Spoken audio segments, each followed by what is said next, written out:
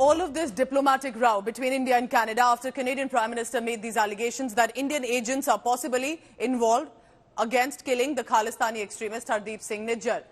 Khalistani group Sikhs for Justice, that doesn't work for justice at all. It's a propagandist group, calls for violence against India. Indian missions were surrounded with barricades and police personnel had to be deployed to monitor the situations. Indian missions in Canada's Ottawa, Toronto and Vancouver were surrounded with barricades after protest called by this Khalistani group. The extremist outfit had called for protests in a very small number. A very small number, barely visible, had managed to come out, reflecting that the larger Sikh community does not support the extremist elements within the community. Remember, Gurpantwan Singh Pannun of Sikhs for Justice, apart from this, had also released videos threatening Hindus in Canada to leave. Canada has updated a travel advisory for its citizens in India, asking them to stay vigilant, exercise caution in the context of recent developments.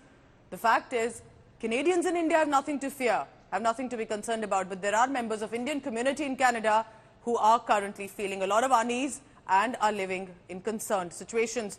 Remember, after all of these allegations, India still awaits a solid evidence behind the allegations made by Canadian Prime Minister. About 5 protesters representing the Khalistani separatists, more than 50 police personnel and about a dozen journalists. That is the face of the Khalistani protest outside the Indian consulate at Toronto right now, at least at 12 o'clock, which is the time that this protest was supposed to be begin. But at the same time, these protesters wearing the face of Hardeep Singh Nijjar, which is and calling him a shaheed, calling him a martyr. This is exactly what India has been flagging with the Canadian government and the Canadian police, that people who India has termed as terrorists, people against whom criminal action is being undertaken, trials are ongoing in India for terrorism, for terrorist activities. They are being hailed as heroes by the Khalistani separatists here in Canada, who are calling them martyrs, who are calling them shaheeds.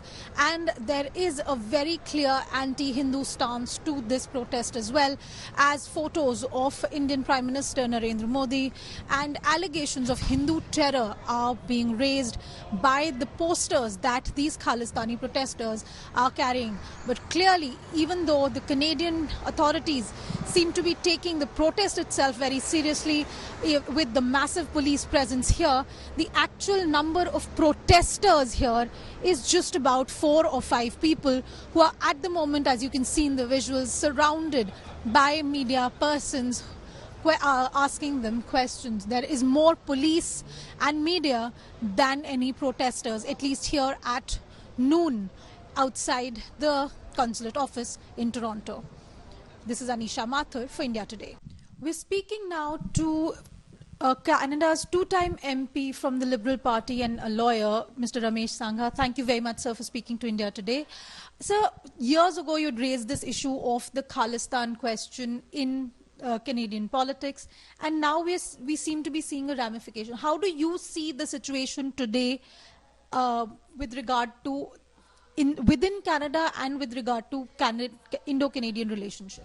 Yeah, actually, you know, earlier when I was Member of Parliament, I talked many times regarding the interference by the Canadian government, not non-interference by the Canadian government against the Khalistanis, those who were misusing this their right to constitution, Canadian constitutional right. So that means it was always I used to be vocal on that Mr. Prime Minister, please don't support them that much so that they are taking undue advantage of the same thing. India has been raising this question of Khalistan, asking Canada to take action for a very long time. Even today, when somebody like a Gurpatwant Singh Pannu makes a statement saying Indian Hindus should go back, when there are concerns being raised about tensions within the Indian community in Canada, how do you see all of that in the context of this Indo-Canadian politics? I think both countries have to work together and streamline a chocolate policy and policy to catch these people, those who are those who are really, both governments, if they think that they are criminals, which they are, if they are criminals, and take them to task. There's the laws of the land. Laws of people are always take. See, if somebody is misusing his powers, you can't leave them on a big leash even. You should not.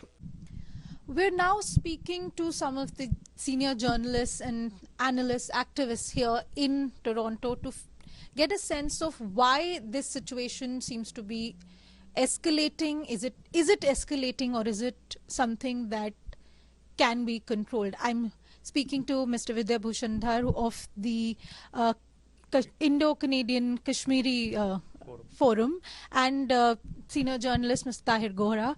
Thank you, sir, both of you speaking to India Today. So one question that everybody is asking is, how did things escalate to this level? What is really going on in Canada? Thank you, Aneesha. The first thing is, it's not something that is blasting all of a sudden. In fact, on this very sensitive issue of Khalistan, coldness we are witnessing between Canada and India for the past 50, 60 years. So, but the bombshell revelation by Canadian Prime Minister last Monday in Canadian Parliament is sort of a blast. It's like a bomb blast. And as Mr. Vikas Swaroop has said somewhere yesterday, I just saw in the media that the bomb has been exploded and now we had to pick the debris. Why are we seeing statements coming from separatists that Hindus should be removed? Why are we seeing an MP in Canada having to come out and say that, well, this is a threat? Why are we seeing escalation of protests and aggression by the Khalistanis? What is happening on the ground here? Well, I mean, it's a long history of, basically, if you go back from the Kanishka times, it has been basically there. If we look at even the Kanishka bombing was probed, but there, nothing came out of it. So the tension has really escalated after the bombshell, as Tahir Bhai put it that way. And then there was a quid pro quo, retaliation. Indians stopped visas, and then Canadian Prime Minister again came back and tried to de-escalate the things. But the pigeon is out of the hole now, and things are happening in a different way. Remember, these are voices that no other channel is bringing to you. Voices of concerned citizens from different ethnicities who have of Indian origins, who are currently living amid this diplomatic war between India and Canada. Aneesha Mathur, who's getting us these voices, is now joining me live as well from Toronto. Aneesha, you go ahead and tell us, what are these individuals, as you paraphrase, are telling you? What do they feel about it? And there is this concern, this unease that I can clearly sense from them, specifically amid the threats by Panun to Hindus to leave Canada. Well, see, Pooja, this is something that we're seeing across, and I've been roaming around in the suburbs of Toronto, in the greater Toronto area. Coincidentally, a bunch of the Uber drivers that I've met are also from India. And there is there seems to be a sense of very deep unease about what is going on, what kind of ramifications could it have on them, on their families, on their ability to go back and forth from India. At the same time, we're also seeing the sense that the younger people here, particularly the younger Sikh people, particularly younger Sikh students, are also seeing this idea that, well, if there is something that will work for us, maybe that will improve our economic situation. And that is something that a couple of the senior journalists here have also told us, that a lot of this aggression, a lot of this involvement of young people in this separatist idea is coming from the economic situation that Canada is in. It is coming from the desire of these young persons to sort of be in a more dominant economic and political situation. So it is a very concerning point for people who've been here, who are living Yes. here in Canada as And- well, and- because yes. of because they believe that there is a section of young persons who is also being indoctrinated or is being misled into what this may mean for them and for the people, whether they're in India or in Canada. So this is And something we've that a seen lot of similar people situation are how planning. extremists try to lure individuals, and we've seen this in Kashmir, we have seen this in Punjab also earlier. But you've also made a good point about Canada in this situation, because Canada is facing high inflation. Its economy is not stable at present. There are a lot of economic issues that Canada is also facing presently. Trudeau's popularity is going down, and that's one of the reasons all of this, in some way, many experts are saying, is someone pushing him to make the statements that he has done in Canada.